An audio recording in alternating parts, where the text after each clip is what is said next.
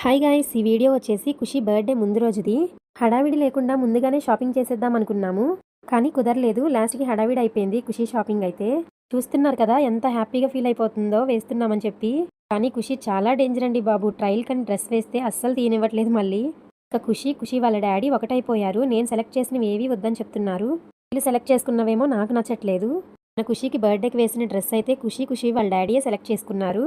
నేను ఇంకా బెటర్‌గా తీసుకుందామని చెప్పి చాలా ఫ్రాక్స్ అయితే చూసాను. కానీ ఖుషి వాళ్ళ డ్యాడీ అస్సలు యాక్సెప్ట్ చేయలేదు. మొత్తానికి వాళ్ళు ఏదైతే సెలెక్ట్ చేసుకున్నారో ఆ డ్రెస్‌నే తీసుకోవాల్సొచ్చింది. నేనైతే అంత సాటిస్ఫై అవ్వలేదు ఖుషి డ్రెస్‌తోని. మా షాపింగ్ అయ్యేసరికి నైట్ 10 అయిపోయింది. ఇంకా డెకరేషన్ ఐటెమ్స్ కూడా ఏం తీసుకోలేదు. ఖుషి బర్త్‌డే రోజే మేము డెకరేషన్ ఐటెమ్స్ కూడా తీసుకున్నాము. ఆ రోజు సండే అవ్వడంతో షాప్స్ అన్నీ క్లోజ్‌లో ఉన్నాయి.